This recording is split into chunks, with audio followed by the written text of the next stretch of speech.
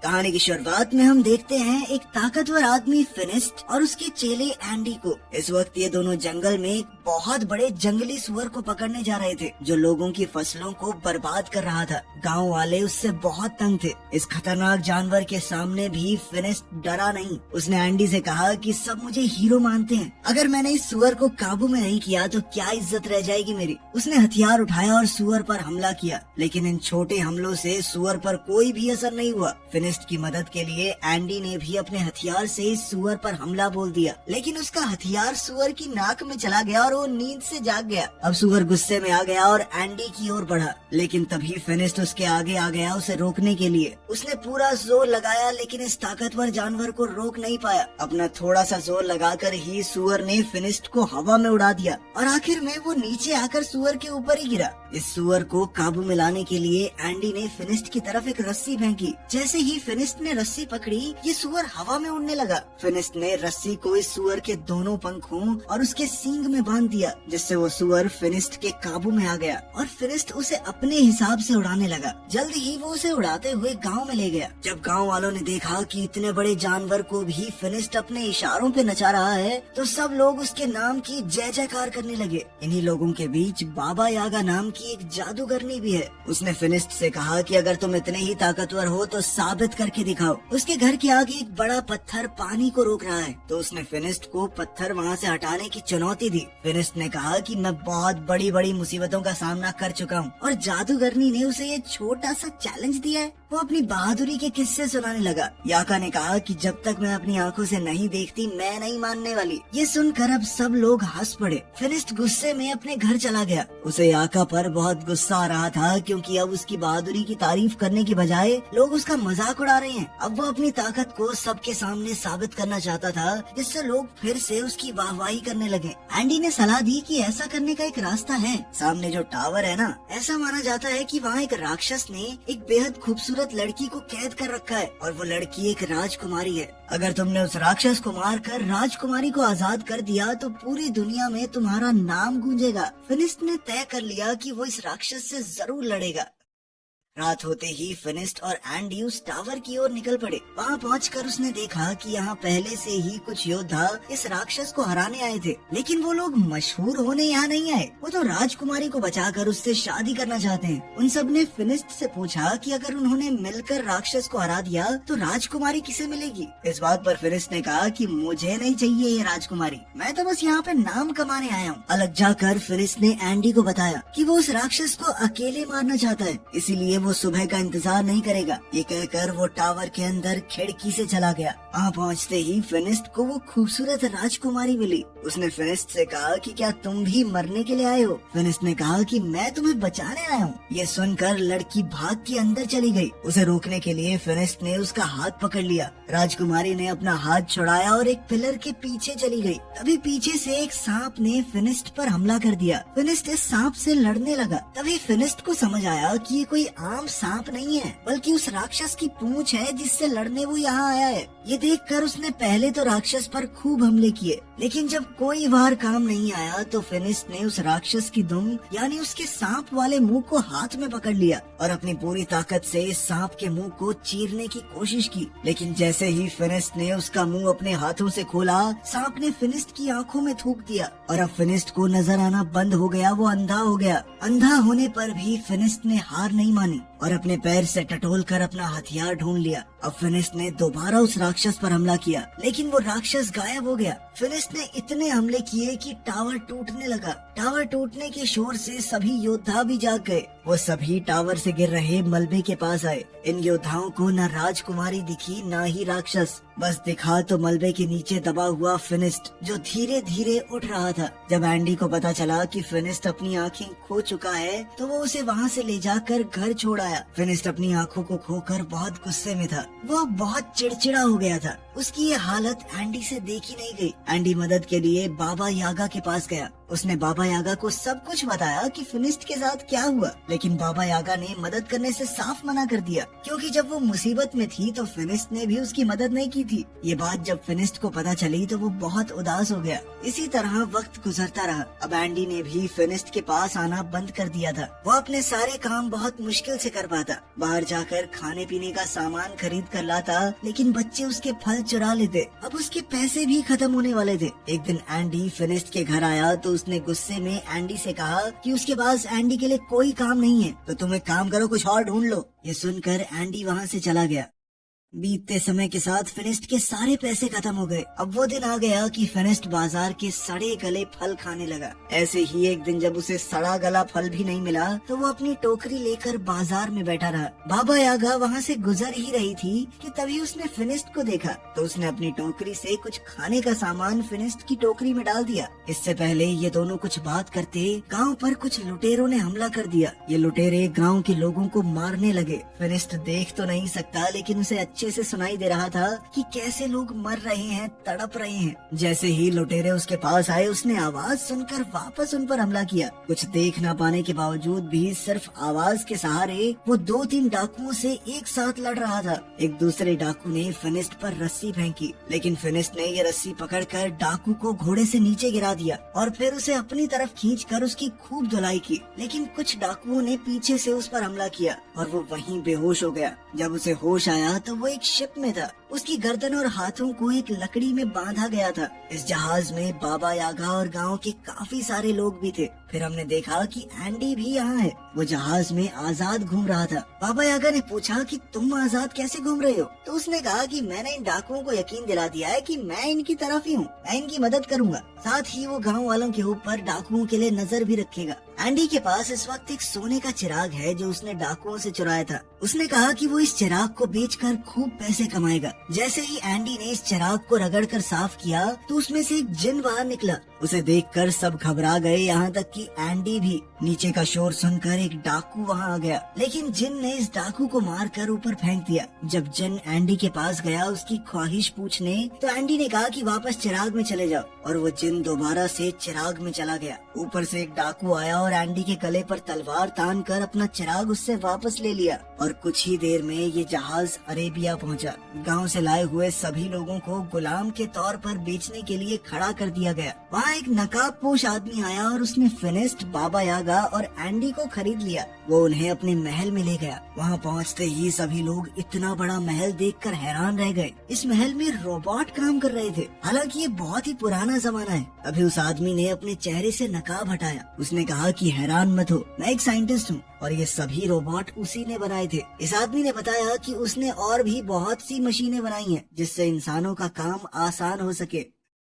फिनिस्ट ने इस आदमी को अपनी कहानी बताई कि कैसे वो पहले एक बहुत ताकतवर योद्धा था और अंधा होने के बाद उसकी जिंदगी नर्क हो गई। साइंटिस्ट ने कहा कि मैंने तुम्हारे और बाबा यागा के बारे में सुना है। यह आदमी गुलामों को खरीद कर उन्हें आजाद कर देता है। जैसे ही खाने का वक्त हुआ, साइंटिस्ट ने अपने रोबोट से खाना मंगवाया। ये देखकर तो सब लोग बहुत इम्प्रेस हो गए। इन सबको लगा कि ये कोई जादू है, लेकिन साइंटिस्ट ने बताया कि ये कोई जादू वादू नहीं है। मैं पिछले 500 साल से इनके ऊपर काम कर रहा हूँ। ये सुनकर यागा हैरान हो गई और कहा कि तुम 500 साल से इतने जवान कैसे हो? इस पर साइंटिस्ट ने कहा कि मैंने एक ऐसा केमिकल तैयार किया था जिसे पीकर लोग हमेशा के लिए जवान बने रह सकते हैं। अब वो उन तीनों को अपनी लैब दिखाने ले गया। वहाँ जाकर फिनिस्ट ने पूछा कि तुमने ये केमिकल कैसे तैयार किया और क्या उसे पीकर मेरी आँखें भी वापस आ सकती हैं? साइंटिस्ट ने कहा कि उससे तो नहीं हो पाएगा, लेकिन मेरे पास एक दूसरी चीज है। उसने फिनिस्ट को एक चश्मा पहनाया जिससे उसे दोबारा सब कुछ दिखने लगा। साइंटिस्ट का मानना था कि साइंस की मदद से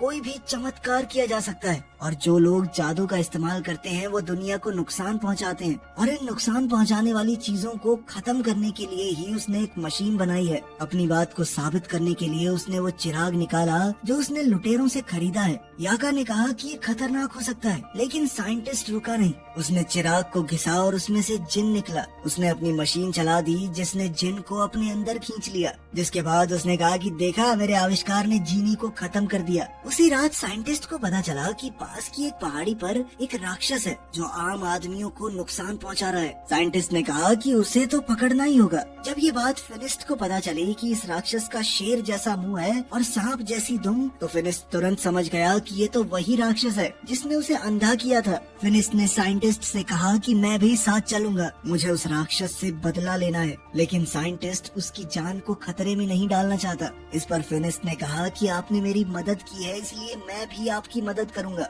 इसके बाद साइंटिस्ट ने फिनिस्ट को एक गैजेट दिया जिसे अगर राक्षस के पास रखा जाए तो वो खुद ही उसमें कैद हो जाएगा। रात को बाबा यागा इस साइंटिस्ट की लैब में घुस गई। वो यहाँ से उस केमिकल को पीना चाहती थी ताकि वो भी हमेशा जवान रहे, लेकिन साइंटिस्ट ने उसे पकड़ लिया और कहा कि अगर तुम लोग राक्षस को लाने में कामयाब हो गए तो मैं खुद ही तुम्हें उस केमिकल का थोड़ा हिस्सा दे दूंगा। अगले दिन जब वो सभी लोग जाने के लिए तैयार हुए तो साइंटिस्ट ने उन्हें अपनी स्पेसशिप दिखाई जिसकी मदद से वो वहाँ बहुत जल्दी पहुँच सकते हैं। उसने उन सबको उसे चलाना सिखाया। जाने से पहले साइंटिस्ट ने कहा कि मुझे वो राक्षस जिंदा चाहिए। साइंटिस्ट ने फिनिस्ट के हथियार को भी बेहतरीन बना दिया था। अब उसमें एक बटन था जिसे दबाते ही वो सब किया जा सकता है जो एक मामूली हथियार पहले नहीं कर पाता। अब उन्होंने उस उड़न तश्तरी में बैठकर अपना सफर शुरू किया और जल्द ही ये लोग उस पहाड़ी पर पहुंच गए जहां वो राक्षस है। काफी देर तक ढूंढने के बाद आखिरकार फिनिस्ट को उस राक्षस के पाँव के निशान मिल गए। वो निशान एक गुफा के अंदर जा रहे थे। फिनिस्ट ने साइंटिस्ट की मशीन इस गुफा के बाहर रख दी।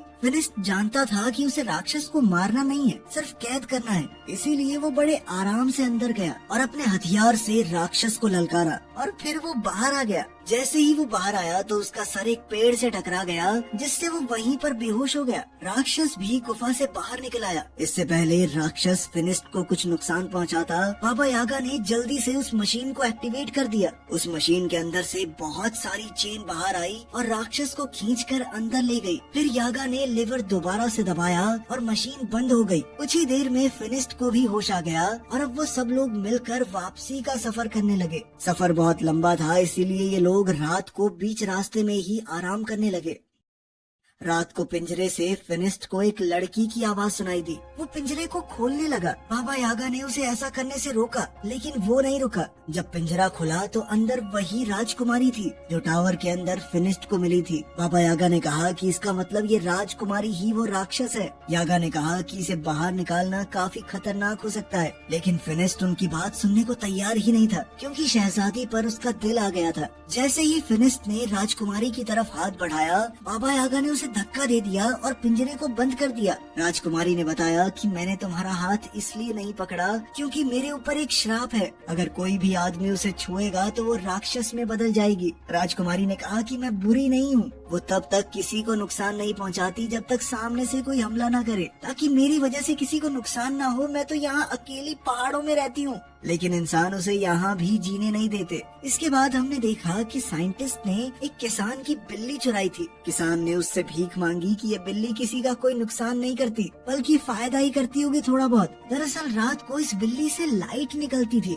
जिससे आसपास रोशनी हो जाती, लेकिन साइंटिस्ट ने किसान की बात नहीं सुनी। उसने बिल्ली को अपनी मशीन के नीचे रखा। ये मशीन किसी भी चीज की जादुई शक्तियों को खींच लेती है और इसी तरह इस मशीन ने बिल्ली की जादुई ताकत भी खींच ली और फिर बिल्ली को जादू से एक केमिकल में बदल दिया जिसे साइंटिस्ट ने अपनी तिजोरी में रख दिया। यहाँ साइंटिस्ट ने बहुत सारे केमिकल्स पहले से इकट्ठा कर रखे थे। वहाँ राजकुमारी और फिनिस्ट एक दूसरे से प्यार करने लगे थे। बाबा यागा और एंडी इन दोनों को कैद करके साइंटिस्ट के पास ले जाने लगे। ये लोग जब साइंटिस्ट के महल में पहुँचे तो दूर खड़े होकर ही साइंटिस्ट को देखने लगे। उन्होंने देखा कि साइंटिस्ट ने एक जादुई परिंदे का सारा जादू खींच लिया और उससे बने केमिकल को अपने रोबोट्स में डाल दिया। इसका मतलब था कि ये रोबोट साइंस से नहीं बल्कि जादू की मदद से चल रहे हैं। वो इन सारे केमिकल्स को सभी जादुई चीजों से निकाल रहा है। इसके बाद बाबा यागा बहुत गुस्से में उसके सामने पहुंची। उसने कहा कि तुम झूठे हो, ये रोबोट कोई आविष्कार नहीं है बल्कि जादू से चलने वाले पुतले हैं, जिसका मतलब है कि तुम्हारी उम्र भी जादू से ही लंबी हुई है।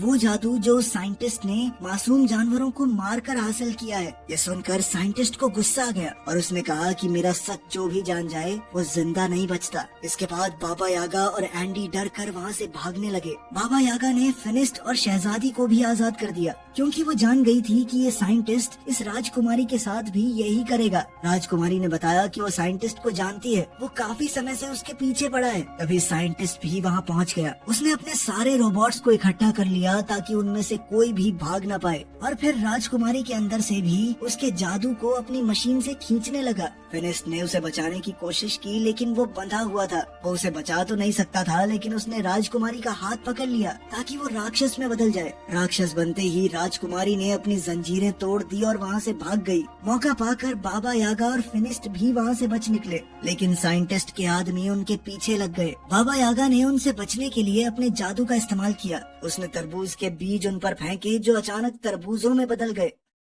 साइंटिस्ट ने भी अपना बड़ा रोबोट निकाला। वो किसी भी हाल में फिनिस्ट और बाबा यागा को नहीं छोड़ सकता क्योंकि वो उसकी सच्चाई जानते हैं। एंडी ने साइंटिस्ट को समझाया कि हमारे पास जितना जादुई केमिकल है बहुत है, लेकिन साइंटिस्ट नहीं माना। वो बड़ा टर्टल रोबोट जब बाहर निकला तो पूरा महल टूट गया। साइंटिस्ट अब इस रोबोट के अंदर बैठकर एंडी के साथ फिनिस्ट और यागा का पीछा कर रहा था। अब वो इन दोनों पर तोप के गोले बरसाने लगा। फिनिस्ट ने यागा से कहा कि तुम इसका ध्यान भटकाओ और मैं इसके ऊपर चढ़कर इसे उल्टा करने की कोशिश करता हूँ, क्योंकि एक बार अगर ये बड़ा सा टर्टल उल्टा हो गया तो सीधा नहीं हो पाएगा। जैसे ही वो रोबोट यागा के सामने आया, उसमें लगी मशीन यागा के अंदर के जादू को खींचने लगी, जिस वजह से यागा बिल्कुल बूढ़ी लगने लगी। ये देखकर फिनिस्ट को बहुत तरस आया, लेकिन जब तक वो साइंटिस्ट का ध्यान भटका रही थी, फिनिस्ट टर्टल के ऊपर चढ़ गया। जब साइंटिस्ट ने ये देखा तो उसने टर्टल के हाथ फैला दिए ताकि वो फिनिस्ट को नीचे फेंक सके। फिनिस्ट तो नहीं गिरा लेकिन उसका चश्मा गिर गया। अब उसे दिखना बंद हो गया था।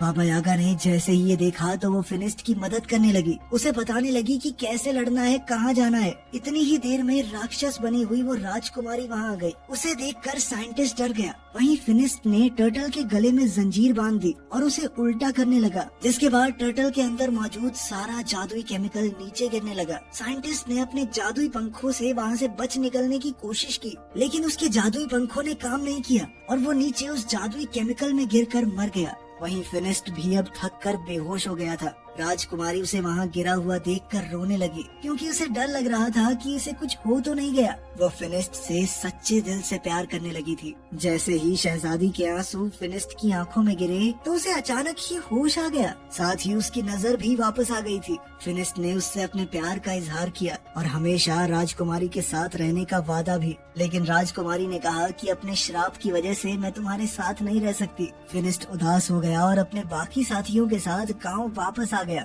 लेकिन अभी भी वो राजकुमारी की याद में खोया हुआ था। जब बाबा यागा दोबारा जवान होने का रास्ता ढूंढ रही थी तो उसे राजकुमारी के श्राप को तोड़ने का तरीका भी मिल गया। वो खुशी से फिनिस्ट के पास गई और ये खुशखबरी उसे दी। उसने बताया कि ये श्राप शहजादी को जानबूझकर दिया गया है, इसमें उसकी कोई गलती थोड़ी है और अब उनका अगला काम राजकुमारी के श्राप को काटना ही होगा। लेकिन वो शायद इस मूवी के अगले पार्ट में दिखाया जाएगा, जो कि अभी आया नहीं है। वीडियो पसंद आई तो लाइक कर देना, चैनल को सब्सक्राइब कर देना और 1 मिलियन जल्दी से करवा दो प्लीज। अब रुका नहीं जा रहा भाई।